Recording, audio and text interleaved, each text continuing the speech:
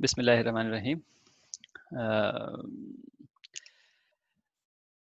11th lecture में जो introduction to computing का और जो हमारी जहाँ से जावा शुरू हुई है वहाँ से ये मेरे ख्याल में छठा लेक्चर है। ठीक है, हम अब पढ़ रहे हैं। आज का टॉपिक मेनली जो है हमारा वो फंक्शन या मेथड्स है। ठीक है, फंक्शन या मेथड्स दोनों नाम इस्तेमाल करते हैं। जावा में नॉर्मली मेथड्स कहते हैं, सी और पुराने लैंग्वेजेस में ज़्यादातर हम प्रोसीजरल लैंग्वेजेस जो थी उनमें हम फंक्शन नॉर्मली कहते थे, लेकिन दे मीन द सेम। होते क्या हैं फंक्शंस? आप लोगों ने पढ़े होंगे मैथ्स में पहले। क्या फंक्शंस क्या होते हैं? मिसाल के तौर पर फंक्शन, एक सेकेंड,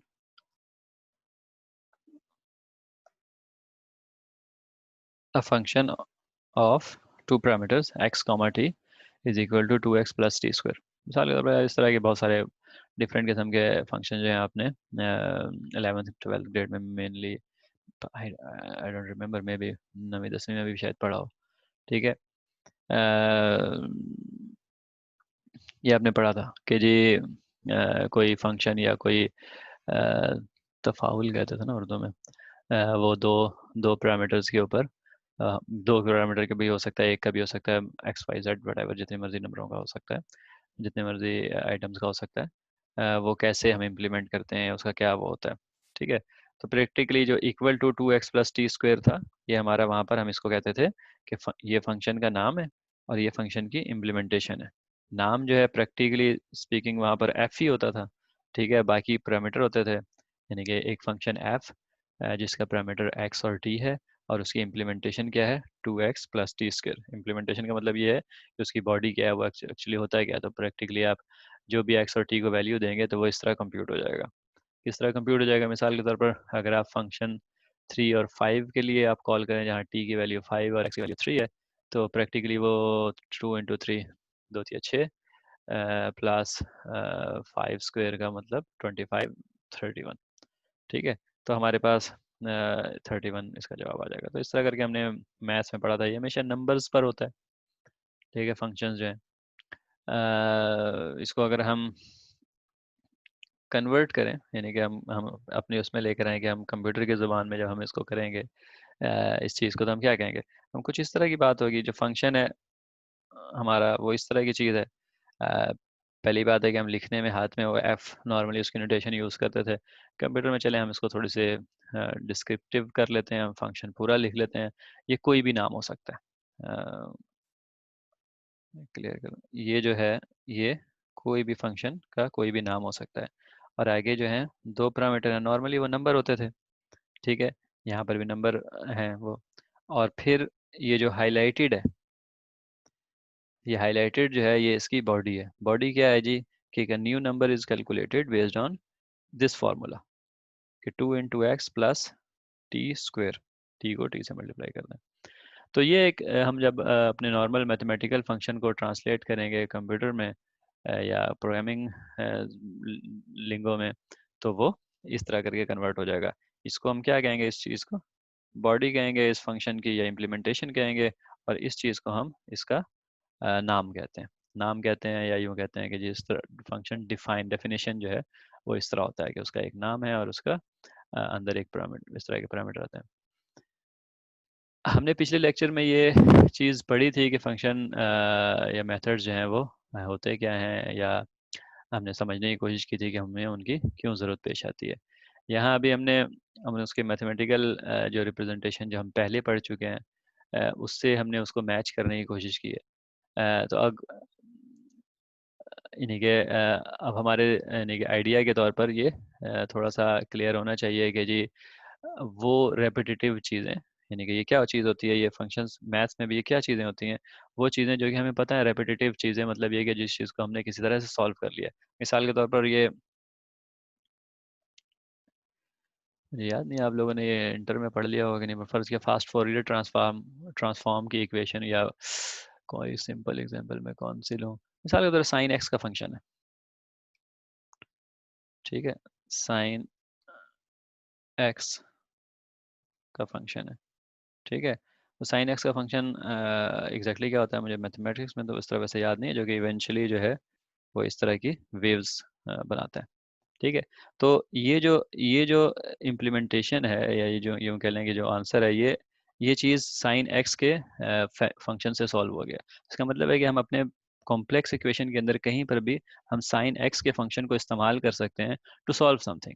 कहीं पर भी हमें ऐसी कोई चीज़ चाहिए जिसके अंदर साइन एक्स को sine x, tangent x, what इस तरह के जितने भी फंक्शन हैं, अगर हमने उनको इस्तेमाल करना है किसी भी प्रॉब्लम को सॉल्व करने के लिए, एंगल्स के प्रॉब्लम, एंगल्स ज्योमेट्री के अंदर हमने क्या एंगल्स कैलकुलेट करने हैं, इस तरह की कोई भी चीज़ करनी है, तो हमें वहाँ पर फ्रॉम यानी कि ज़ीरो हमें स्टार्ट नहीं करना पड़ेगा, बल्कि हम इन साइन एक्स को साइन एक्स वट ये जो फंक्शन डिफाइंड हुए हैं इनको हम इस्तेमाल कर सकते हैं, ठीक है।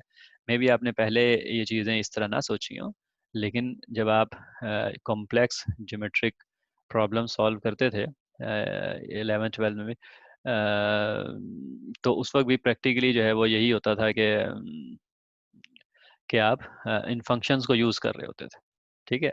जब भी आप कॉम्प्लेक्स ट्रिग्नोमेट्रिक सॉल्यूशन निकालने के लिए उसमें साइन है वट जो भी मुझे फार्मूले वगैरह भी भूले हुए हैं, लेकिन कॉम्प्लेक्स फार्मूले को सिंपल फार्मूले से एक्सपेंड करके उनको आपस में कैंसिल आउट करके सिंप्लीफाइड फॉर्म में लेकर आने की कोशिश करते थे, तो प्रैक्टिकली आप उनके फंक्शंस को कोई एक दूसरे से रिप्लेस करके जो एक फंक्शन दूसरे को इम्प्लीमेंट करता है उनकी एग्रीगेशन या उनको ख़त्म करके आप उनको सिंप्लीफाई करते थे, ठीक है। तो मैं इससे ज़्यादा डिटेल में यहाँ पर नहीं जाऊँगा, सिर्फ मैं ये बता रहा था कि आप लोग ये चीज़ें करते रहें। अब वो कैसे करते हैं, जब आप करेंगे देखेंगे तो फिर आप उसको दोबारा अपनी पिछली वाली चीज़ों से मैच कर सकेंगे। मकसद सिर्फ कहने का भी फ़िलहाल ये है कि जैसे ही आपको चीज़ें समझ में आए आगे, उसके बाद आप उनको पिछले वाली चीज़ों से जो आपने पहले से सीखी हैं उसको मैच करें। जब आप मैच करेंगे तो आपको चीज़ें फिर आगे वाली भी आसान लगेंगी, ठीक है। समहाउ इसकी शक्ल थोड़ी सी ख़राब हुई हुई है नीचे वाली इक्वेशन की, लेकिन यहाँ नीचे जो हमने लिखा हुआ है ये प्रैक्टिस हमने लिखा हुआ है जावा के अंदर फंक्शन की का स्ट्रक्चर की बॉडी, ठीक है। इस लाइन को जो है ना ये n plus equal to Y को इस जगह होना चाहिए, बस इंडेंटेशन की ख़राबी है, लेकिन बहरहाल वो मेरे ख्याल में पावर पॉइंट में कन्वर्ट करते हुए ऐसा हो गया। लेकिन ये जो है हमारा ये फंक्शन की जावा के अंदर फंक्शन की का टोटल स्ट्रक्चर है। क्या क्या चीज़ है ये देखते हैं एक एक करके। मैं ये चीज़ ख़त्म कर देता हूँ। बेसिकली सबसे पहले यहाँ से हम शुरू करते हैं मॉडिफायर्स।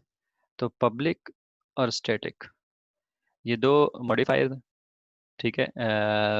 मॉडिफायर क्या होते हैं, अभी आप ये समझ लें कि ये दोनों जो हैं ये आपको बता रहे हैं कि इन प्रोग्राम को कौन यूज़ कर सकता है और कैसे यूज़ कर सकता है।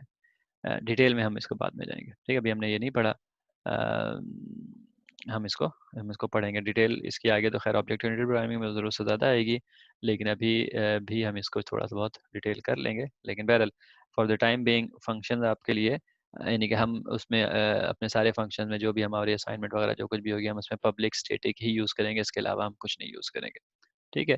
तो और पब्लिक का मतलब होता है कि कोई भी इसको एक्सेस कर सकता है, नो रिस्ट्रिक्शंस।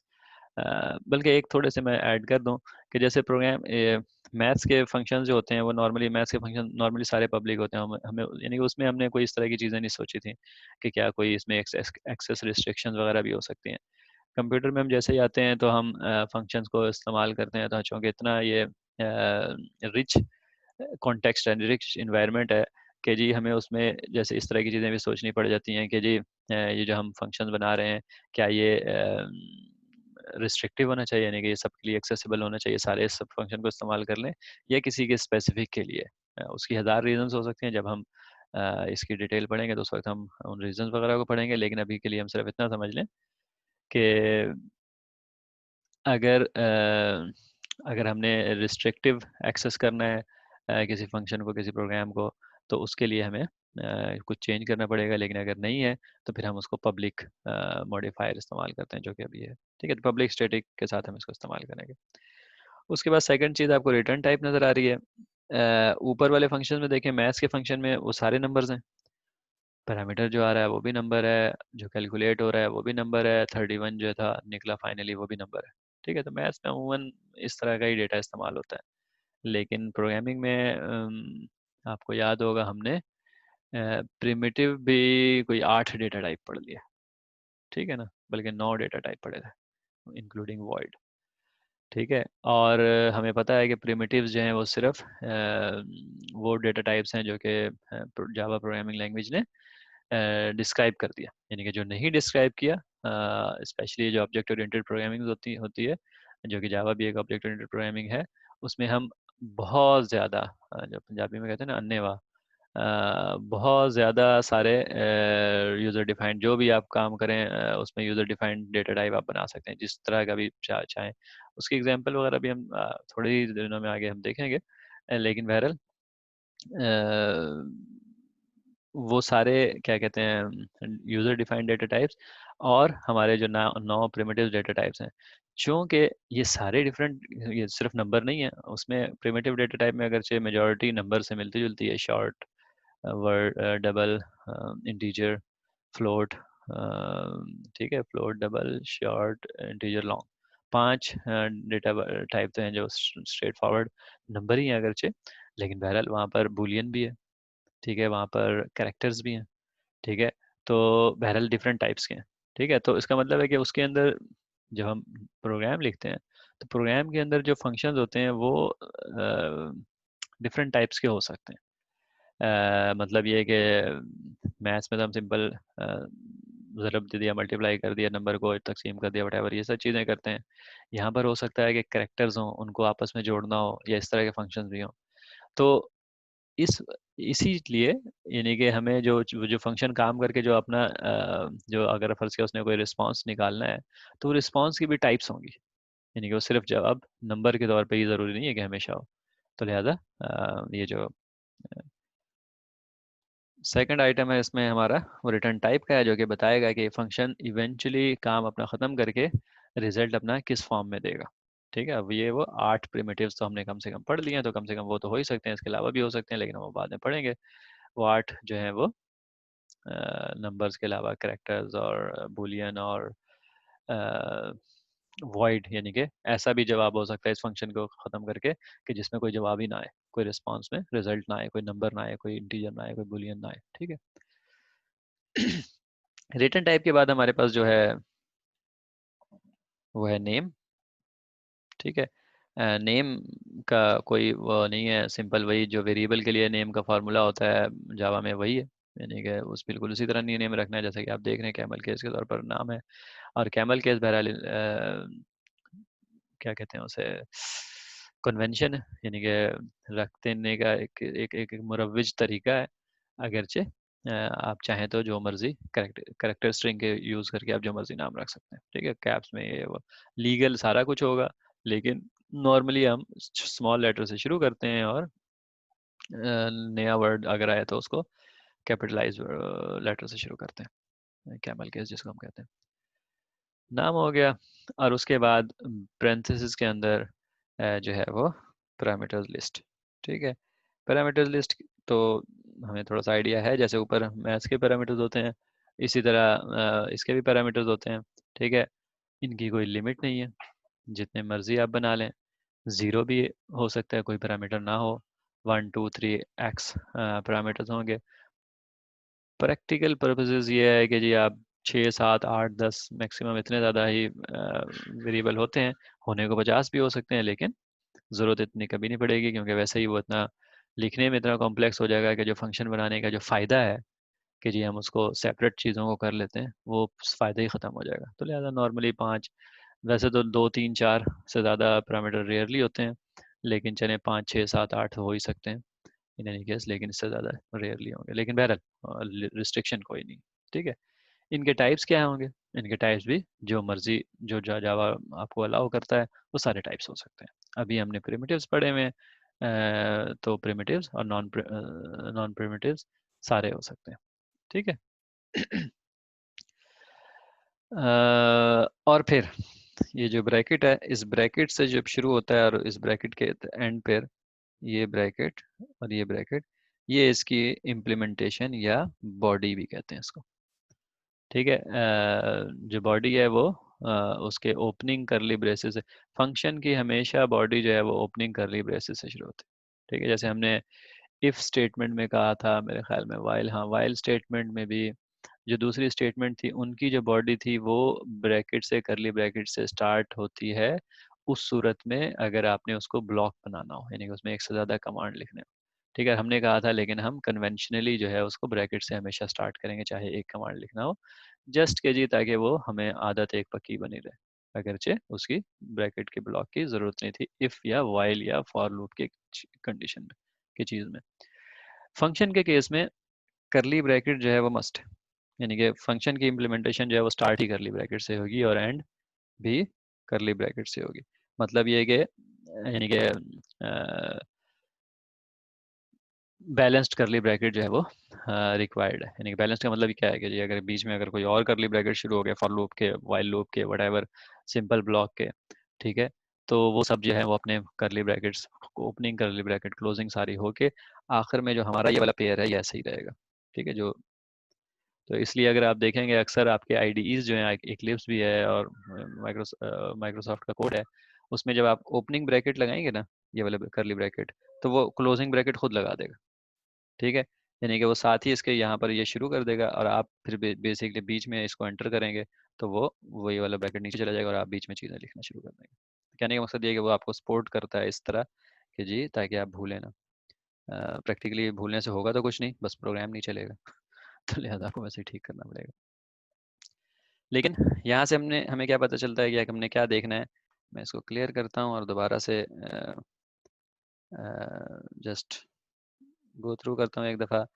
ये हो गई हमारी बॉडी जो थोड़ी सी टेढ़ी मेढ़ी हुई हुई है, लेकिन अगर आप इसको, यानी कि तीन स्टेटमेंट्स हैं, double N equal to X, N equal plus equal to Y और रिटर्न एन, ये तीनों स्टेटमेंट मिलके प्लस जो curly bracket open curly bracket close है, ये हमारी जो फंक्शन बॉडी, मेथड बॉडी इसको कह लें या बॉडी सिर्फ कह लें। ठीक है, इसके पैरामीटर लिस्ट होते हैं जो कि ऑप्शनल है, यानी कि ऑप्शनल का मतलब होता है कि ज़ीरो भी हो सकता है, किसी भी तरतीब में हो सकता है। ठीक है, डबल वाई पहले हो जाए, इंट एक्स बाद में हो जाए, वट जो भी, ये डेफिनेशन है। जहाँ ये जिस तरह आप यहाँ लिख रहे हैं वैसे ही इसको आपने इस्तेमाल करना है, बस इतनी सी बात है। ठीक है, नेम होगा, नेम के लिए रूल्स जो हैं वो सेम है वेरिएबल वाले। एक रिटर्न टाइप है, जैसे हमने कहा कि जी हम हमारा फंक्शन जो प्रोसेस करके जो भी उसका हल रिजल्ट निकालता है उस रिजल्ट को अपने कॉलर को, जिसने उस फंक्शन को इस्तेमाल किया है उसको वापस करने के लिए और बताने के लिए कि जी मैं जब ये फंक्शन इम्प्लीमेंट जो मैं कर रहा हूँ, अगर वो जब मैं काम अपना ख़त्म करूँगा तो मैं आपको ये वाला डेटा दूंगा। ठीक है, इस टाइप का डेटा दूंगा। वो डेटा इस केस में फॉर एग्जांपल डबल है, वो कुछ भी हो सकता है जो कि हमने प्रिमिटिव या non primitive data type define किए हुए हों, जिसमें से हमने सिर्फ प्रिमिटिव्स पढ़े हुए हैं, यानी कि हमने जावा के बेसिक अभी पढ़े हैं तो लिहाजा हम सिर्फ उनका इस्तेमाल करेंगे। Last one is public static. तो पब्लिक स्टैटिक हमने कहा कि जी एक्सेसिबिलिटी के लिहाज से होता है, एक्सेसिबल एक्सेस मॉडिफायर भी इसको कहते हैं। तो इसमें से हम अभी पब्लिक स्टैटिक ही यूज़ कर रहे हैं और यही हम इसको वो करेंगे फिलहाल इस्तेमाल। इसके बारे में हम आगे जाके देखेंगे। ये दो एरोज जो आ रहे हैं ये आपको थोड़ा सा याद दिला रहे होंगे हमारी मेमोरी की रिप्रेजेंटेशन, जो कि हमने कहा था कि एक रन एक, एक, एक लॉन्ग मेमोरी स्ट्रिप को हम मेमोरी को हम नॉर्मली एक लॉन्ग मेमोरी स्ट्रिप के तौर पर रिप्रेजेंट करते हैं, जिसके अंदर कुछ कंटेंट होता है और जिसका हर हर हर कंटेंट का एक एड्रेस होता है कि हम उसको एक्सेस कर सकते हैं। हमने ये भी कहा था कि हम जब प्रोग्राम को लोड करते हैं तो मेमोरी में जाके इस तरह लोड हो जाता है। अब मैंने क्या किया है एक्स्ट्रा, सॉरी, अब मैंने एक्स्ट्रा क्या किया है भाई, ये नंबर बोल है। अच्छा, एक सेकंड मुझे होल्ड कीजिए, स्क्रीन जो है ना मेरे पास ख़राब हुई हुई है। हाँ अब सही हो गई। अच्छा, इसमें मैंने क्या किया कि पहले मैं आपको वो पेन से जो बना के देता था, तो मैंने क्या किया है कि जो जो प्रोग्राम लोड करने वाला स्टेप है वो मैंने एनिमेशन में डाल दिया। तो देखें, हमने जिक्र किया था ना कि जब पहला प्रोग्राम लोड होता है तो कंप्यूटर से, हार्ड डिस्क से वो रैम में इस तरह आ जाता है और उसकी कुछ इस तरह का स्ट्रक्चर बन जाता है कि प्रोग्राम हो गया और उसके पैरामीटर्स जो भी हैं, प्रोग्राम पैरामीटर्स यानी कि जो भी उसको रिसीव करने हैं या उसने कंप्यूट करने हैं, ठीक है। और इवेंचुअली वो कोई रिजल्ट कंप्यूट करेगा, ठीक है। कुछ पैरामीटर्स होंगे जो कि during the program execution change होंगे या बनेंगे या वटेवर जो भी होंगे। ये प्रोग्राम जो है ये अपनी इम्प्लीमेंटेशन के दौरान किसी दूसरे प्रोग्राम को कॉल कर लेता है, ठीक है। हमने क्या कहा था, मॉड्यूलैरिटी जो है वो एक प्रोग्राम को मल्टीपल प्रोग्राम्स में डिवाइड करने का नाम है, ठीक है। हम उसके सबसे जो छोटा ग्रैनुलर लेवल है हम उस पर अभी बात कर रहे हैं, जिसमें प्रैक्टिकली स्पीकिंग हम दो प्रोग्राम्स की बात नहीं कर रहे, ये प्रोग्राम एक ही है। हम उसके कुछ पार्ट को अलग करने की बात कर रहे हैं ताकि हम कोड, हमने एक एग्जांपल देखी थी अगर आपको याद होगा नंबर गेसिंग गेम के अंदर, कि जी हम इनपुट वाला पार्ट और गेस्ट नंबर कैलकुलेट करने वाला पार्ट जो है हमने उसको सेपरेट कर दिया था, ठीक है। तो इवेंचुअली नंबर गेसिंग गेम जो है चूँकि हमारा इतना छोटा मॉड्यूल है कि वो अलग अलग नहीं है, वो एक ही प्रोग्राम है, ठीक है। लेकिन हमने उसको दो फंक्शंस को हमने सेपरेट करके उसमें मॉड्यूलरिटी लाए थे। मैंने कहा था आपको कि मॉड्यूलरिटी जो है कंप्यूटर साइंस में वो बहुत सारे लेवल्स पर होती है। तो ये बहुत ही छोटे लेवल की मॉड्यूलरिटी है, इससे हम यूपर जाएंगे तो हम एक फंक्शन को दूसरे फंक्शन के साथ, सॉरी एक प्रोग्राम को दूसरे प्रोग्राम के साथ जब इस्तेमाल करेंगे तो हम उसमें भी ये यही कॉन्सेप्ट को यूज़ करेंगे कि कैसे हम उसमें मॉड्यूलरिटी लाते हैं कि एक प्रोग्राम एक काम करता है, दूसरा प्रोग्राम दूसरा काम करता है। एक प्रोग्राम को जब दूसरे प्रोग्राम की ज़रूरत होती है तो वो कैसे उसको कॉल करता है। यहाँ हम बात कर रहे हैं प्रोग्राम के इंटरनल स्ट्रक्चर की। उस प्रोग्राम के इंटरनल स्ट्रक्चर में हमारे पास फंक्शंस या मेथड्स होते हैं। तो आपका जो एक मेन मेथड होता है वो किसी दूसरे मेथड को जो कि कोई काम कर रहा होता है, अगर उसने वो काम करना हो तो उसको कॉल करता है। जैसे यहाँ पर हमने कहा कि जी जैसे वो एफ फंक्शन को कॉल करेगा, जब वो कॉल करेगा तो क्या होगा, कंप्यूटर जो है वो दूसरा फंक्शन जिसको ये कॉल कर रहा है, जहाँ पर कुछ कोई चीज़ इम्प्लीमेंट हुई हुई है, जैसे कि हमने यहाँ पर कोई चीज़ देखा, ठीक है, या तो ये इम्प्लीमेंट हुई हुई है या whatever X Y Z कुछ और भी इम्प्लीमेंट हुआ हुआ हो सकता है, वो उसको लोड कर लेगा, ठीक है। हम इस चीज़ को टेक्निकली कंपाइलर के उस टर्म में हम कहते हैं क्या कहते हैं, भूल गया, फंक्शन स्टैक कहते हैं, स्टैक बैरल कहते हैं। तो फंक्शन स्टैक कहते हैं मेरे ख्याल में। तो लिहाजा एक जब जब वो कॉल होता है तो वो दूसरी चीज़ जो है उसके टॉप के ऊपर लोड हो जाती है। स्टैक का लफ्जी मतलब तो आप लोगों को पता है ना, हम कहते हैं ना कि चीज़ों को स्टैक कर दें, ठीक है। मतलब ये है कि अगर फर्ज किया, बड़े सिंपल से एग्जांपल है कि हम प्लेटें को स्टैक कर लेते हैं, ठीक है। तो हमारे पास अगर प्लेटें हों एक दूसरे के ऊपर इस तरह करके पड़ी हुई हों, तो अगर हमने एक और प्लेट रखनी है तो क्या करेंगे, हमेशा उसके ऊपर रखेंगे, ठीक है। एक और प्लेट रखनी है उसके ऊपर रखेंगे, और जब यानी कि हम यहाँ से इसके ऊपर हमेशा प्लेट रखेंगे, और जब हमने उठाना होगा तो हम क्या करेंगे, हमारे पास और कोई ऑप्शन नहीं होती सिवाय इसके कि हम ऊपर वाली प्लेट उठाएंगे, फिर ऊपर वाली प्लेट उठाएंगे, ठीक है। तो एक ही डायरेक्शन से चीज़ आती है और उसी डायरेक्शन से चीज़ जाती है, ठीक है। इसको हम स्टैक कहते हैं। मतलब ये कि जो नीचे होगा वो नीचे रहेगा, जो ऊपर होगा वो यानी कि वो बाद में ऊपर अब उसके आता जाएगा, और उसके ऊपर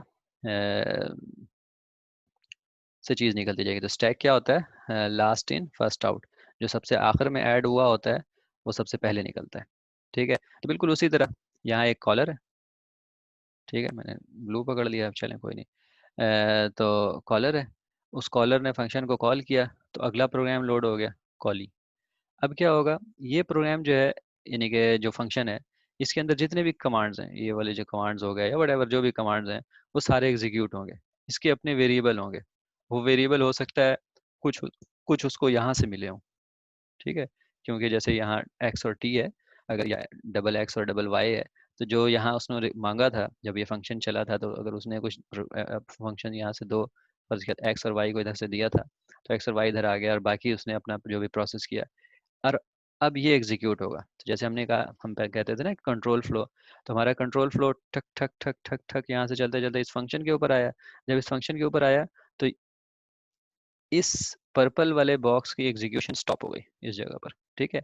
अब वो नया प्रोग्राम उसने यहाँ लोड कर लिया और उसके जीरो से स्टार्ट हो गया, उसको एग्जीक्यूट करना शुरू हो गया, ठीक है। जब वो सारे प्रोग्राम को एग्जीक्यूट करके ख़त्म नहीं कर लेगा उस वक्त तक यहाँ नहीं आएगा। अभी हमने कहा था ना कि पहले हम पड़े हुए से प्लेट में से ऊपर वाली प्लेट पहले उठाएंगे, अगर हमने प्लेट रख दिया तो पहले ऊपर वाली हटेगी, उसके बाद ही नीचे वाले की बारी आएगी। ठीक है, तो बिल्कुल उसी तरह अब जब ये पर्पल वाला हमारा ख़त्म हो जाएगा, तब ये मैरून वाले की बारी आएगी दोबारा। ठीक है, और जब वो ख़त्म हो जाएगा तो मैरून वाले की बारी आ जाएगी, और वो फिर अगले सारी लाइनें एग्जीक्यूट करके ख़त्म। अगर अगर वो एंड यानी मेन प्रोग्राम है तो वो एंड कर देगा, और अगर वो मेन नहीं है तो फर्ज किया वो अपने से पीछे जो जिसको उसने कॉल किया, जिसने उसको कॉल किया था, वो उधर चला जाएगा। जो भी प्रोग्राम दूसरे फंक्शन को कॉल करता है हम उसको कॉलर कहते हैं, और जिस फंक्शन को कॉल किया जाता है हम उसको कॉली कहते हैं। ठीक है, जैसे मैंने कहा कि जब ये फंक्शन आखिरकार ख़त्म हो जाएगा, अ, जब ख़त्म होगा तो वो जो भी उसका रिटर्न टाइप था, अगर उसका कोई नंबर रिटर्न टाइप था तो वहाँ पर वो नंबर रिटर्न कर देगा, और वो नंबर यहाँ आ जाएगा और कॉलर उसको हिसाब से अपना काम कर लेगा, और फिर अपना एग्जीक्यूट करते करते आखिरकार जब अगर फर्ज किया इसका बिल्कुल काम सारा काम ख़त्म हो जाएगा तो ये या तो ख़त्म हो जाएगा। ठीक है, ये एक फंक्शन का सिंपलिस्टिक लाइफ साइकिल है। कोई इसमें कॉम्प्लिकेशन है, कोई ज़्यादा कॉम्प्लिकेशन? हमको यानी कि सिंपल सी बात है कि कॉलर फंक्शन होगा, उस कॉलर फंक्शन को नॉर्मली पता होगा कि जी मेरा ये वाला काम जो है वो एक दूसरा फंक्शन जो है वो अच्छे तरीके से पहले ही कर देता है, तो मुझे दोबारा ये काम करने की ज़रूरत नहीं है। मिसाल के तौर पर मैक्स नंबर कैलकुलेट करना है अगर एक लिस्ट में से, तो मैं या तो चाहूँ तो एल्गोरिदम को दोबारा यानी कि एल्गोरिदम को इम्प्लीमेंट कर लूँ, लेकिन मुझे पता है कि जी अनस ने एक प्रोग्राम फंक्शन लिखा हुआ है जो कि जिसके अंदर यही काम पहले से होता है, तो मैं जस्ट उसके फंक्शन को इस्तेमाल कर लूँगा, उसको कॉल कर लूँगा, मुझे वो कोड दोबारा लिखना नहीं पड़ेगा। जब मैं कोड लिखूँगा तो मेमोरी में वो मेरे कोड के एग्जीक्यूट होने के इस पॉइंट के ऊपर फ़ौरन ही वो दूसरा जो फंक्शन है जो जो मैक्स का कैलकुलेट करता है वो लोड हो जाएगा। फिर वो जब एग्जीक्यूट होके ख़त्म होगा तो लिहाजा उसने मैक्स ढूंढ लिया होगा, वो मैक्स मुझे रिटर्न करेगा, मैं उसको अपने प्रोग्राम में इस्तेमाल करूँगा। दैट्स इट, मुझे सिर्फ उस फंक्शन को कॉल करना है। इसको हम एक और नाम देते हैं ब्लैक बॉक्स एग्जीक्यूशन। खैर ब्लैक बॉक्स एग्जीक्यूशन बहुत सारे कॉन्टेक्स्ट में नाम होता है, लेकिन इसमें भी कि जी हमें वी डोंट केयर कि जी मैक्स वो कैसे कैलकुलेट कर रहा है, जो मैक्स कैलकुलेट करने की लॉजिक है, साइंस है, वी डोंट केयर। हमें पता था कि हमने मैक्स चाहिए, और हमें ये पता था कि जी किसी ने मैक्स का फंक्शन पहले से इम्प्लीमेंट किया हुआ है, तो हमने उसको जस्ट यूज़ कर लिया। अगर हमें ये ना पता होता है कि मैक्स किसी ने इम्प्लीमेंट किया हुआ है, तो फिर हमें क्या करना पड़ता है, हमें सोचना पड़ता है कि यार मैक्स कैलकुलेट करने के लिए क्या करना पड़ेगा। फिर जो भी हम सोचते हैं उस लिहाज से हम उसको कोड करते, कोड करके इम्प्लीमेंट करते, एक फंक्शन बनता, उसको टेस्ट करते, अगर वो ठीक होता तो हम उसको अपने फंक्शन में इस्तेमाल अपने प्रोग्राम में इस्तेमाल कर लेते। लेकिन अब हमें वो सारा काम नहीं करना पड़ेगा, बल्कि जस्ट एक फंक्शन कॉल करनी पड़ेगी और हमारा काम हो जाएगा। ठीक है, और कोई पॉइंट है इधर वर्थ टेलिंग? एक कोई पॉइंट है सही जो कि मेरे बैक ऑफ माइंड है लेकिन नहीं आ रहा ध्यान में। ओह हाँ, चलें एक एग्जांपल और बहुत सिंपल सा एग्जांपल। वही बात है कि हम जब एग्जांपल हमारे पास होते हैं तो हम उसको अपने टेक्निकल चीज़ों के साथ मैप अच्छी से कर सकते हैं। मूवीज़ या ड्रामा आप लोग देखते होंगे, उसमें कोई काम हो रहा होता है और अचानक फ्लैशबैक कोई ख्याल आता है कि पहले कभी ये काम हुआ था, या जो प्रोड्यूसर होता है या जो भी राइटर होता है, डायरेक्टर होता है, वो आपको बताना चाहता है कि जी पहले ऑडियंस को बताना चाहता है कि पहले कोई खास काम हुआ था। तो क्या करता है, उस पर्टिकुलर टाइम के ऊपर ड्रामा स्टॉप हो जाता है, ड्रामा पीछे चला जाता है, पीछे वाले का कोई सीन आ जाता है, नॉर्मली ब्लैक एंड वाइट में या वट एवर किसी भी डिफरेंट कॉन्टेक्स्ट में, और वो वाला सीन आपके सामने आना शुरू हो जाता है कि कैसे XYZ इवेंट हुआ था। और जब वो फाइनली वो चीज़ ख़त्म होती है तो you are back to your original scene. ठीक है, बिल्कुल वही कॉन्सेप्ट है। किसी काम को करते हुए अगर आपको किसी और की मदद लेनी पड़ती है तो आप उस तरफ कंट्रोल उधर फ्लो कर जाता है, और फिर सिर्फ वो वाली चीज़ एग्जीक्यूट होती है और आपका कोड स्टॉप हो जाता है, और जब वो वाला कोड ख़त्म होता है तो फिर आपके पास वापस आता है कंट्रोल और आप मज़ीद काम कर सकते हैं। ठीक है, बाज़ मूवीज़ तो बिल्कुल ही रिवर्स में भी बनी होती हैं, जो कि शुरू ऐसे इवेंट से होती हैं कि उसके बाद वाले सारे इवेंट्स जो होते हैं वो उसके फ्लैशबैक ही होते हैं। तो खैर वो हमारा इवेंचुअली हमने यहाँ पर कहा कि जी हमें किसी काम को करने के लिए अगर हमें पहले से पता हो कि जी फंक्शंस मौजूद हैं, तो हम जस्ट उस फंक्शन को यूज़ कर लेते हैं, हमें वो फंक्शन लिखना नहीं पड़ता।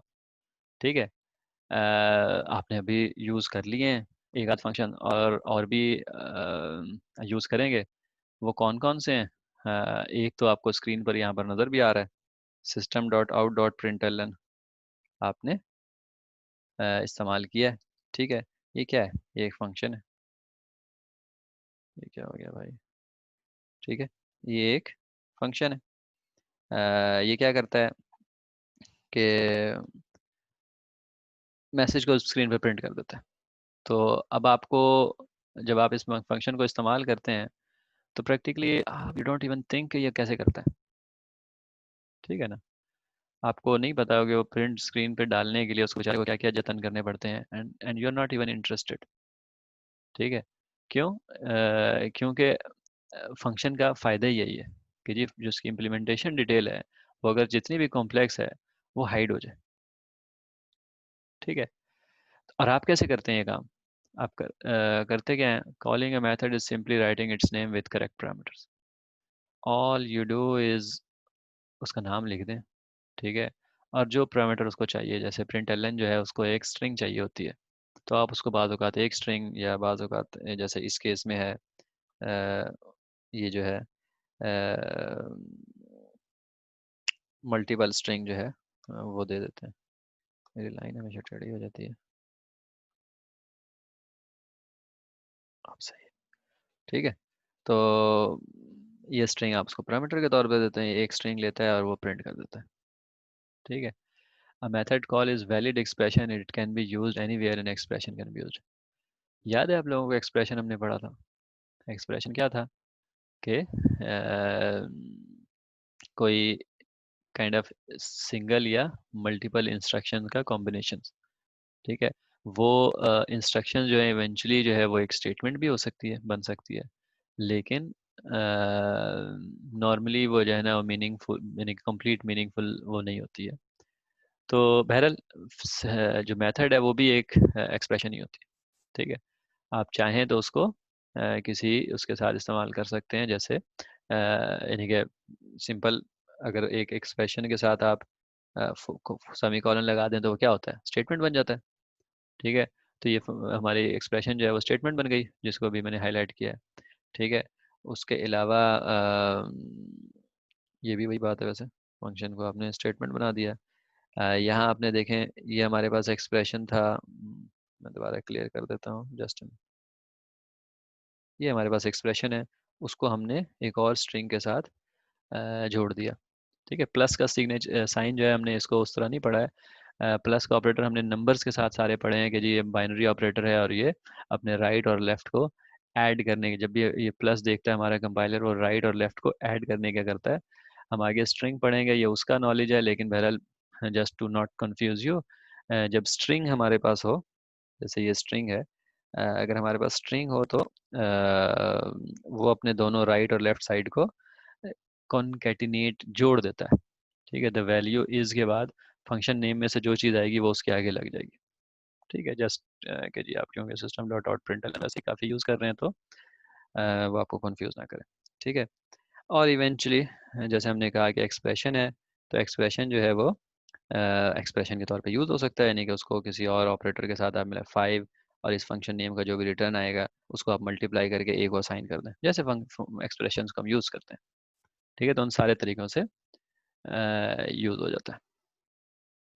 अब हमने ऊपर वाले उसमें कहा कि भाई कि मेथड को हम कैसे कॉल करते हैं, तो हमने कहा कि जी उसको कॉल करने के लिए उसके करेक्ट पैरामीटर्स दे दें। तो करेक्ट पैरामीटर्स होते क्या? तो करेक्ट पैरामीटर्स वो होते हैं जो जो उसकी डेफिनेशन में, याद है अभी हमने यहाँ पर डेफिनेशन में हमने कहा था कि ये जो है ना पैरामीटर लिस्ट है। ठीक है। तो ये हमारी चूंकि फुल जो है ये हमारी डेफिनेशन है, तो इस डेफिनेशन के अंदर जो पैरामीटर लिस्ट है वहाँ पर जो डिफाइन हुआ हुआ है, आपने वही उसको ऑफर करना है। मिसाल के तौर पर वहाँ पर डिफाइन हुआ हुआ है इंट एक्स पहले, फिर डबल वाई, तो आपने उसी तरह से पैरामीटर लिस्ट जो है वो उसको प्रोवाइड करनी है। तो जब आप प्रोवाइड उसको सही तौर पे करेंगे, वो उसी लिस्ट में कोई एक्सेप्शन, काइंड ऑफ एक्सेप्शन कोई नहीं है, तो उस तरह आप उसको एग्जीक्यूट कर सकते हैं। ठीक है, तो आगे चल भाई। तो करेक्ट पैरामीटर्स कौन से हो गए कि वो जो कि उसकी डेफिनेशन में मौजूद है। ठीक है, या फिर जो एक्सेप्शन है, which can be converted bye compiler, या तो उसकी डेफिनेशन में वही चीज़ मौजूद हो उसी तरह। ठीक है, उसने कहा हो कि जी मुझे जो है वो ये और ये पैरामीटर चाहिए, तो आप एग्जैक्टली वो और वो पैरामीटर उसको दे दें। तो एक तो बिल्कुल ये ठीक है। दूसरा ये है कि अगर आप पैरामीटर डिफरेंट उसको कुछ दे रहे हैं, तो वो ऐसा डिफरेंट हो जो कि कंपाइलर जो है वो उसको ट्रांसलेट कर सके, कन्वर्ट कर सके। वो कौन से होते हैं? जैसे इस डेफिनेशन में हमने कहा इंट एक्स डबल वाई। ठीक है, हमने जब कहा इंट एक्स और डबल वाई, इसका मतलब है कि पहला जो है वो तो इंटीजर होना चाहिए और दूसरा जो है वो डबल होना चाहिए। अगर हमारा पहला नंबर जो है वो डबल हो जाए, अगर हम पहला नंबर डबल पास करें उसको, यानी कि डेसिमल में पास करें, 1.5 पास करें, तो प्रैक्टिकली हम वापस आ रहे हैं इस फंक्शन के अंदर, हम इसको नहीं कॉल कर सकते। ठीक है, क्योंकि वो कहता है कि भाई मुझे पहला नंबर ना इंटीजर दो, मैं वहां पर अगर 1.9 देना चाहूँ तो प्रैक्टिकली मैं उसको नहीं कॉल कर सकता, क्योंकि इंटीजर एक्स जो है वो कैन नॉट होल्ड डबल और फ्लोटिंग पॉइंट नंबर। ठीक है, ऑन दी अदर हैंड, अगर मैं इस फंक्शन को कॉल करते हुए पहला नंबर तो इंटीजर दूं, दूसरा नंबर भी इंटीजर दे दूं, तो फिर क्या होगा? हमारा जो डबल है वो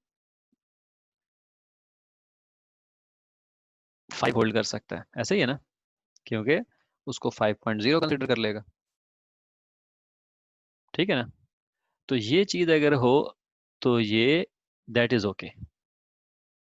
तो एक्सेप्शन क्या है हमारे पास? या तो एग्जैक्टली exactly उसी तरह हमारे नंबर्स हों जो कि यहाँ पर डेफिनेशन में दिए हुए हैं, या फिर वो हों जो कि कन्वर्टिबल हो, जिसको कंपाइलर कन्वर्ट कर सके। कन्वर्ट कन्वर्टिबल नंबर कौन से होते हैं? कन्वर्टिबल नंबर वो होते हैं जो कि, या बल्कि मैं बहुत ही सिंपल डेफिनेशन में आपको देता हूँ याद रखने के लिए, वरना हम टाइप कास्टिंग वगैरह भी आगे शायद पढ़ेंगे, वैसे हमें ज़रूरत नहीं है। अगर मैं उसको आपको ये चीज़ अभी थोड़ी सी समझा दूँ, अ, जो भी हमारा वेरिएबल है ना, आपको याद होगा, अभी मैं उस स्क्रीन पर नहीं जा सकता, पुराने उसमें है, वो जो 8 प्रिमिटिव टाइप्स हमने पढ़े थे। ठीक है, उसमें जो भी प्रिमिटिव टाइप दूसरे प्रिमिटिव टाइप से साइज में छोटा है, तो प्रैक्टिकली वो छोटे वाला जो है वो बड़े वाले से में कंप्लाई कर सकता है। मिसाल के तौर पर इंट जो है वो साइज में छोटा है डबल से, तो अगर डबल चाहिए और वहां पर इंट दे दें तो वो हो जाएगा। ठीक है, इवन इंट जो है वो फ्लोट के साइज में छोटा नहीं है, बराबर है। ठीक है, तो अगर बराबर भी हो तो वो हो जाएगा।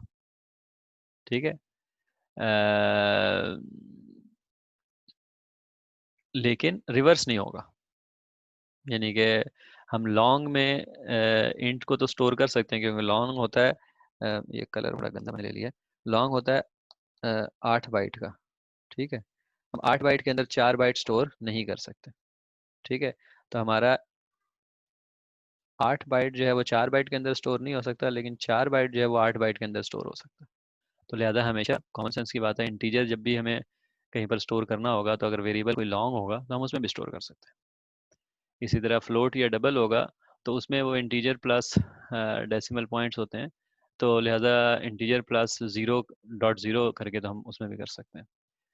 इसी तरह शॉर्ट हमारा क्या होता है, जो हमारा एक टाइप था, शॉर्ट जो होता है वो होता है 2 बाइट का। हमारा इंटीजर 4 बाइट का होता है, शॉर्ट 2 बाइट का होता है। तो लिहाजा शॉर्ट अगर हमारा नंबर स्टोर करना होगा, वो चाहे तो हम इंटीजर में भी स्टोर कर लें और चाहे तो लॉन्ग में भी स्टोर कर लें। तो बस सिंपल सा आइडिया आप ये रखें कि जो भी छोटा साइज ऑफ डेटा टाइप है उसको बड़े में रखना बहरहाल, यानी कि या तो बिल्कुल ही ईजी है कि जी आप जस्ट उसको लिख दो, वो कंपाइलर कर लेगा, या फिर कभी कभी आपको उसको एक्सप्लिसिटली बताना पड़ता है कि भाई ये नंबर छोटा है, मैं इसको बड़े में रख रहा हूँ, उसको हम टाइप कास्टिंग कहते हैं, वो हम बाद में देख लेंगे। ठीक है, तो बहरहाल ये जो एक चीज़ है कि मेथड कॉल करते वक्त एग्जैक्ट डेफिनेशन या तो आपने मैच करनी है या फिर वो मैच करनी है जो कि कंपाइल टाइम के ऊपर रिजॉल्व हो जाए। यानी कि जिस वक्त आप कोड कंपाइल करके वो बाइनरी कोड में जनरेट कर रहा होगा, हाँ, आपका कंपाइलर, वो उसी वक्त उसको पता होगा हाँ ठीक है ये वाला नंबर जो है ना डबल चाहिए इसको, लेकिन मुझे इंटीजर मिल रहा है, तो ठीक है इंटीजर जो है वो डबल में जा सकता है, तो मैं इसको 2 की जगह 2.0 लिख दूंगा, ठीक है इट्स ओके। तो वो कंपाइल टाइम पे होना चाहिए। Must use same amount of parameter in definition, ये हमने कह लिया, यानी कि एग्जैक्टली मैच भी करना चाहिए उसकी टाइप, और सेम अमाउंट, यानी कि अगर 2 पैरामीटर वो मांग रहा था 2 पैरामीटर आपने देने होंगे। देर इज नो वे कि आप उसको एक पैरामीटर दे के कहें यार भाई इससे काम चला लो, ठीक है ना, रियायत वगैरह का कॉन्सेप्ट नहीं है। बहुत सारी दूसरी लैंग्वेजेस हैं जिसमें ये रियायतें होती हैं, ठीक है। मैंने आपको शुरू में बताया था कि जावा जो है वो एक टाइप्ड स्ट्रिक्ट लैंग्वेज है। इसमें जो है जैसे डेफिनेशन है वैसे ही करना होता है, जिसका फ़ायदा डेफिनेटली भी है और नुकसान भी है। नुकसान ये है कि यू आर बाउंड के जी फर्स्ट लर्न कि एग्जैक्टली क्या है, और फिर ही आप कोई काम कर सकते हैं, बगैर लर्न के काम नहीं कर सकते। लेकिन फ़ायदा ये है कि चूँकि आप लर्न करके फिर काम करते हो, तो वो टेक्निकली सेफ भी होता है। You run into less errors and issues, ठीक है ना। इवेंचुअली जब आपका कोड चल रहा होता है तो फिर आपका कोड के अंदर मसले कम होते हैं। जब तक कोड नहीं चल रहा होता तो कोड को चलाना बहरहाल एक मसला होता है, but that you learn bit by bit and eventually you become master. हमने कहा था कि हमारा मेथड का जो रिटर्न टाइप है, यानी कि जो वापस रिजल्ट करता है, वो कोई भी प्रिमिटिव टाइप या नॉन प्रिमिटिव टाइप कुछ भी हो सकता है। और उस प्रिमिटिव टाइप में एक टाइप जो थी वो वॉइड थी, अगर हमें याद हो लिस्ट अपनी 9th आइटम जो था, जो कि एम्प्टी होता है यानी कि नथिंग। तो लिहाजा चूंकि एक एम्प्टी रिस्पॉन्स जो है ना is a valid response as well, तो लिहाजा a method may not return any value. जैसे जैसे जैसे system dot out dot println जो है वो एक मेथड है, एक फंक्शन है, और वो कोई वैल्यू रिटर्न नहीं करता। जब भी हम उसको लिखते हैं, जब भी हम उसको यहाँ पर लिखते हैं देखें, वो जस्ट उस लाइन को लेकर स्क्रीन पर आउटपुट कर देता है, दैट्स इट। हमें प्रोग्राम जो कॉल करने वाला है उसको कोई वैल्यू नहीं देता। और जब वो उसको कोई वैल्यू नहीं देता तो देखें हम उसके लेफ्ट साइड पर कुछ नहीं लिखते, क्योंकि लेफ्ट साइड पर वो चीज़ें लिखते हैं ना जो कोई वैल्यू दे तो हम उसको असाइन कर दें। मिसाल के तौर पर इंट ए लेफ्ट साइड पे हमने लिखा एक असाइनमेंट ऑपरेटर के, क्योंकि राइट साइड के ऊपर ये वाला फंक्शन हमें कुछ वैल्यू रिटर्न करेगा, और बल्कि हम उसको उल्टा और मल्टीप्लाई करेंगे 5 से और उसको असाइन कर देंगे, ठीक है। तो इसका मतलब है कि function name can not be wide type, void type, ठीक है। इसको कुछ ना कुछ रिटर्न करना है, और मोस्ट प्रॉब्ली इसको कोई नंबर रिटर्न करना है, कुछ और रिटर्न करना है इसके लिए शायद मुश्किल होगा, लेकिन बहरहाल कुछ ना कुछ रिटर्न लाजमी करना है,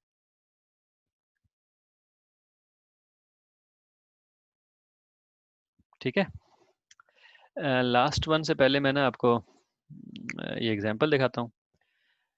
हमने ये कोड लिखा है, और कोड क्या है, कोड जो है ना ये पहाड़े पढ़ने वाला पहाड़ा है, ठीक है। तो बचपन में हमें बहुत सारे पहाड़े याद करने पड़ते थे, तो हमारा जो ये कोड है वो अब हमें उस टेंशन से, उस झंझट से निजात दिला देगा, या फिर यूं कह लें कि वो जो पहाड़े की बुक होती थी जिसको हम प्रिंट, जिसको हम देख देख के याद करते थे, उसको हिफाजत कर करके रखने की जगह हम ये प्रोग्राम अगर हमारे पास हो तो हम जस्ट फौरन वो पहाड़े की बुक जो है ना हम प्रिंट कर सकते हैं, और जिस मर्जी डे उसमें तो लिमिट होती थी, यहाँ पर लिमिट ऑलमोस्ट नहीं है, ठीक है। यहाँ पर हम जो प्रोग्राम में चाहें, यानी कि थोड़ा सा उसमें है कि जी हमें कोड में चेंज करना पड़ेगा, लेकिन खैर हम उसका पहाड़ा लिख सकते हैं। मिसाल के तौर पर एक मिस्टेक है इधर इस कोड में मुझे नजर आ गया, लेकिन बहरहाल वो भी मैं आपको बताता हूँ। देखिए पहली लाइन क्या है, line number 4, public static void tables index int times. ये हमारा एक फंक्शन है, ठीक है। हमने कहा था ना कि जो फंक्शन होता है वो उसके सबसे पहले जो है क्या कहते हैं, मॉडिफायर्स होते हैं, ठीक है, पब्लिक स्टैटिक जैसे हमने कहा। उसके बाद दूसरा जो होता है, या पहला और दूसरा मॉडिफायर होता है, तो जो तीसरा होता है वो रिटर्न टाइप होता है। रिटर्न टाइप हमें ये बता रहा है कि वॉइड है, मतलब ये है कि पहाड़े अगर आप किसी को राइट करने के लिए कहेंगे तो वो पहाड़ा राइट कर देगा, दैट्स इट, रिस्पॉन्स में आपको कुछ नहीं देगा, ठीक है। उसके बाद उसका नाम है टेबल्स, ठीक है, सॉरी, उसके बाद उसका नाम है टेबल्स, और उसके बाद उसके पैरामीटर की लिस्ट है। पैरामीटर की लिस्ट क्या है, दो है पैरामीटर, दोनों इंटीजर है। एक है एक्स कौन सा पहाड़ा, और एक टाइम्स है, यानी कि जैसे दो एकम दो दो दो दो 20 10 तक हम लोग नॉर्मली पहाड़े पढ़ते हैं ना। तो अगर इस चूंकि प्रोग्राम है तो हमारा हमारा ये बड़ा वर्सटाइल है। एक तो पहली बात है कि दो डायमेंशन में ये हमें एक्सपेंड करने की इजाज़त देता है। मतलब ये है कि सबसे पहले कि जिस चीज़ का पहाड़ा आपने पढ़ना है वो जो मर्जी पढ़ लो, एक दो से लेके 10,000 25 हो या 1 मिलियन वट, जितने मर्जी नंबर का आपने पहाड़े पढ़ने हो पढ़ सकते हैं। और नंबर दो, दूसरी डायमेंशन क्या है कि जी आप उसके जितने नंबर ऑफ टाइम्स आप आगे जाना चाहेंगे, कि 2 दाएं 20 पे आपने ख़त्म करना है, या 2 11 22 2 12 24 एंड सो ऑन मूव करना है आगे। ठीक है, तो जहाँ तो दो पैरामीटर ये हो गए हमें। उसके बाद हमें क्या पता है कि इस ब्रैकेट से हमें क्या स्टार्ट होता है, और फंक्शन की बॉडी स्टार्ट हो जाती है। तो यहाँ से बॉडी स्टार्ट हो रही है। ठीक है, हम देख के हम बता सकते हैं कि ये जो जगह है यहाँ पर हमारी बॉडी खत्म हो रही है। अगरचे हम आगे फंक्शन को प्रोसेस करेंगे तो इवेंचुअली हमें ये वाला पार्ट मिल जाएगा, लेकिन खैर ठीक है। उसके बाद क्या है, उसके बाद हमारी जी फंक्शन की बॉडी है। उस बॉडी में क्या है, बॉडी में कहता है जी सबसे पहले जो है ना, यूज़र को बता दो कि हम क्या करने लगे हैं। भाई हम प्रिंट करने लगे हैं table of x. Table of x का मतलब क्या है, अगर हम इसको 3 पास करेंगे तो टेबल ऑफ 3। ठीक है, हम ये प्रिंट करने लगे हैं। अ, तो लिहाजा अगर मैं काम करूँ यहाँ, तो हमारे पास ना कुछ इस तरह का एक लाइन आउटपुट हो जाएगी, टेबल ऑफ 3। ठीक है, अगर पहले 3 के लिए हम करते हैं। उसके बाद क्या होता है, फॉर लूप है। उसके बाद हमारे पास क्या है, फॉर लूप है। और फॉर लूप के अंदर हमारा जो इनिशियलाइजर है वो 1 से शुरू हो रहा है, आई इक्वल टू 1, और i is less than equal to times. यानी कि हम कहते हैं ना, दो एकम दो से हम शुरू करेंगे, और उसके बाद जहां तक हमें उसने कहा है, फर्ज किया उसने हमें 10 कहा है ना। ठीक है, तो हम 10 तक जाएंगे। When I is less then 10, less than और इक्वल टू, यानी कि 10 तक जाएंगे। इक्वल टू का मतलब है कि जब 10 होगा तब भी हम इस लूप को एग्जीक्यूट करेंगे, और 11 होगा तो हम खत्म कर देंगे। ठीक है, और इंक्रीमेंट का मतलब एक एक, हर लूप में हम एक करेंगे, फिर दो करेंगे, फिर तीन करेंगे, फिर चार करेंगे, और so on। और उसके बाद हम क्या करेंगे, उसके बाद हम ये करेंगे, ये काम, ये काम क्या है, हमने टाइप करना है एक्स, यानी कि 3। ठीक है, 3, और ये जो प्लस होता है, मैंने अभी कहा था आपको, क्या स्ट्रिंग को जोड़ देता है एक दूसरे से। तो अगली स्ट्रिंग क्या है, उस स्पेस के बाद एक्स जो लिखा हुआ है प्रैक्टिकली वो काटा है, यानी कि जो काटा लिखा होता है। उसके बाद आई, आई क्या है हमारे पास, जो लूप में कभी एक होगा फिर दो होगा, पहली दफ़ा जब लूप चलेगा तो ये 1 होगा।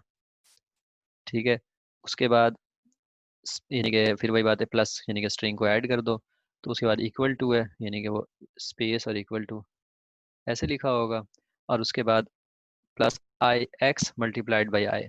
एक्स हमारे पास है 3, आई है हमारे पास पहली वाली दफ़ा में 1।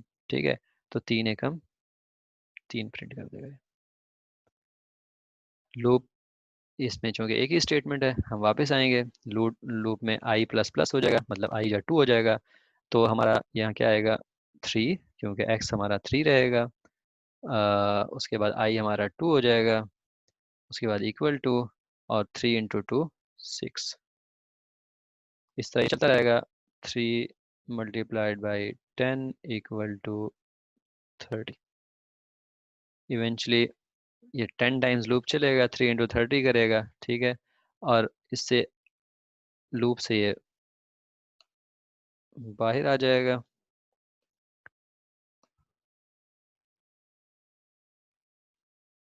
अच्छा, ये मेरा गलत हो गया, हाईलाइटर छोड़ गया, पेन पकड़ देता हूँ, लूप से ये बाहर आ जाएगा।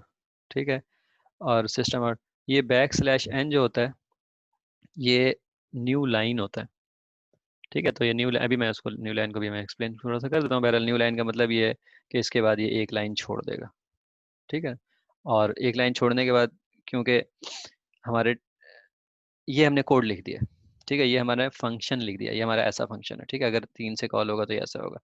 ये वाली चीज़ अगर हमारे जहन में क्लियर हो, तो अब हम आते हैं अपने मेन प्रोग्राम की तरफ। हमें मेन में किसी ने कहा था, यहाँ पर हमें, ठीक है, हमें मेन में किसी ने कहा था भाई टेबल हमें प्रिंट कर दो, हमने टेबल याद करना है, हमारे बच्चे ने टेबल याद करना है, टेबल। तो हमने कहा ओह वो तो कोई मसला नहीं, क्योंकि ना मैं जानता हूँ टेबल्स का फंक्शन मेरे पास मौजूद है। मैं और टेबल्स को कॉल करूंगा ना, जहाँ तक आप कहते हैं, अगर 10 तक के पहाड़े याद करने हैं और 3 का पहाड़ा याद करना है, फर्ज किया, तो मैं टेबल्स को कॉल करूँगा विथ 3 and 10, तो वो प्रिंट हो जाएगा। तो इस तरह इस प्रोग्राम को एग्जीक्यूट जब किया गया इस एक सेकेंड,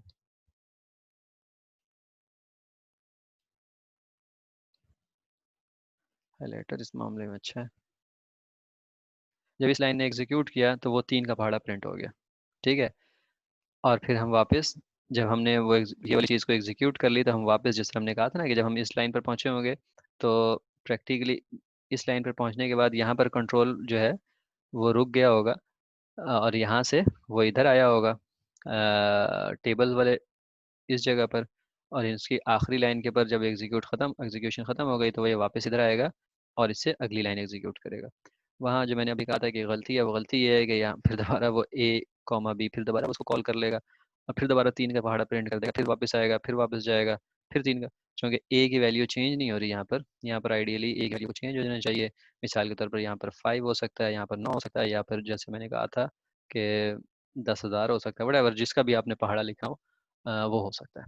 तभी इसका फ़ायदा होगा, वरना जाहिर सी बात है इसका कोई फ़ायदा नहीं है कि आप मल्टीपल उसको कॉल कर रहे हैं टेबल्स को, और एक ही वैल्यू के साथ अगर आप कॉल कर रहे हैं, तो practically that does not make any sense ना। ठीक है।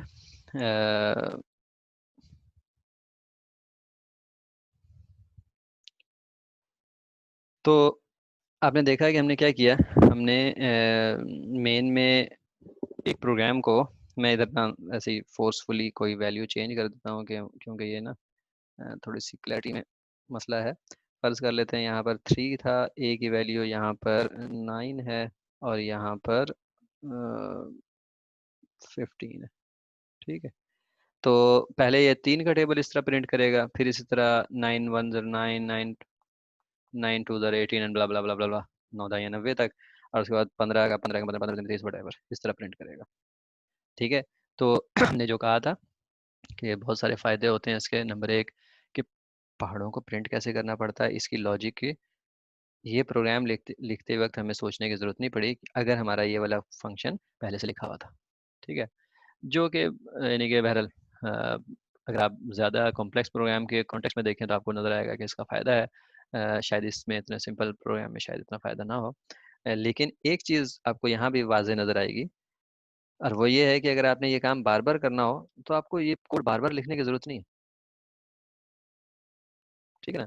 अगर आपने 3 9 और 15 का लिखना था, तो आपको 3 के लिए वो पहाड़े का वो वाला टेबल्स का पूरा कोड, यानी कि ये फॉर लूप लगाना पड़ता, फिर 9 के लिए वो फॉर लूप लगाना पड़ता, फिर 15 के लिए वो फॉर लूप लगाना पड़ता। तो वो अजीब सी बात हो जाती कि एक ही काम है, सिर्फ हमने एक सारी चीज़ें एक ही चीज़ें करनी है, सिर्फ हमने एक वेरिएबल वैल्यू यानी कि different रखनी है। तो हम उसको अगर इस तरह फंक्शन में हम उसको कन्वर्ट कर दें, तो प्रैक्टिकली हमारा कोड बहुत सिंपल हो गया कि हमने उसको 3 9 और 15 के लिए सेम फंक्शन को जब हमने कॉल किया, तो प्रैक्टिकली वो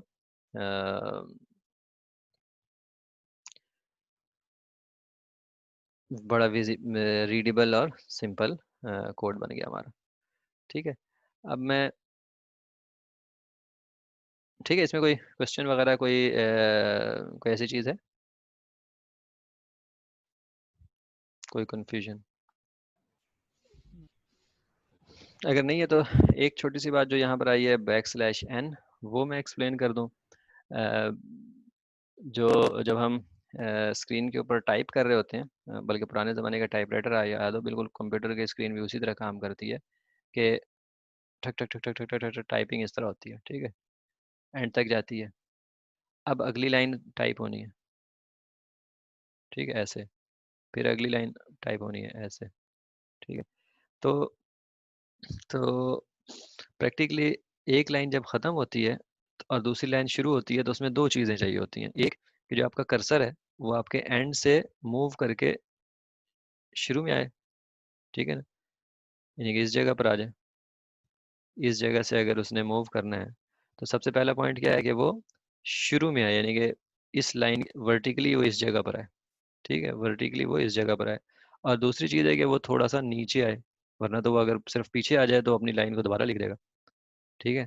तो दो काम करने होते हैं। एक, कि जी कर्सर को आपने मूव करना होता है एक्स एक्सिस के ऊपर वापस, और दूसरा आपने उसको मूव करना होता है वाई एक्सिस के ऊपर नीचे। ठीक है। तो इसको हम कहते हैं जो एक्स एक्सिस के ऊपर वापस जाता है, ये वाली लाइन जो है ऊपर वाली, इसको हम कहते हैं कैरेज रिटर्न। यानी कि कैरेज जो है, जो कर्सर है, ठीक है, उसको वापस करना जीरो पर।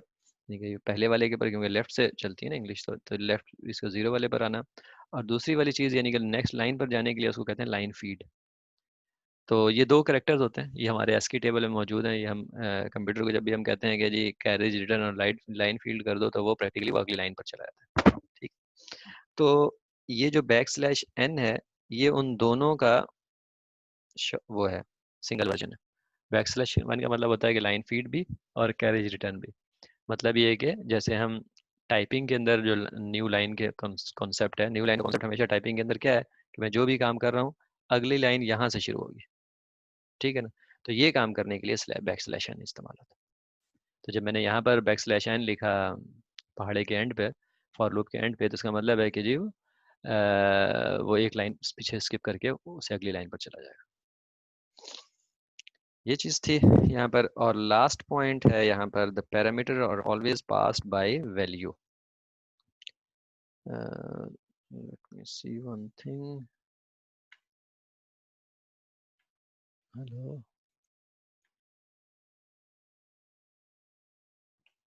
अच्छा, पास्ड बाय वैल्यू के लिए हमारे पास स्लाइड है मौजूद, तो हम इस पर ही चलते हैं। हमने क्या कहा था? अच्छा, ये मैंने फंक्शन अब प्रोग्राम चेंज, पिछले उसमें हमने ना एक पहाड़ों का टेबल्स का प्रोग्राम यूज़ किया था। यहाँ पर इंक्रीमेंट का प्रोग्राम है, ये थोड़ा सा सिंप्लीफाइड प्रोग्राम आपकी बुक पे मौजूद है, वहीं से मैंने ले लिया काइंड ऑफ एक्सप्लेन करने के लिए कि ये वाली टर्म पास्ड बाय वैल्यू। जो चीज़ याद रखनी है जहन में, वो ये रखनी है कि जावा में हमेशा पास बाय वैल्यू होती है। ऐसे प्रोग्रामिंग लैंग्वेजेस हैं जिसमें ये डिफरेंट होता है, लेकिन जावा में हमेशा पास बाय वैल्यू होती है। ये चीज़ आपने रट्टा लगाना, याद रखना है, लेकिन ये होती क्या है ये मैं आपको बताता हूँ। वेरी सिंपली, बहुत सादा अल्फाज में जो इसका मतलब है, वो मतलब यहाँ सामने लिखा हुआ है। और वो क्या लिखा हुआ है? वो ये लिखा हुआ है कि जी a copy of parameter is pass to callee. यानी कि जब कॉलर कॉल करता है, हमने कहा था ना कि जब कॉलर कॉल कर रहा है, मिसाल के तौर पर पिछले वाले एग्जांपल में जब हमारे पहाड़ों के लिए कर रहा है, तो शायद वो इतना मीनिंगफुल शायद ना हो, लेकिन just a second, just a second. Hello.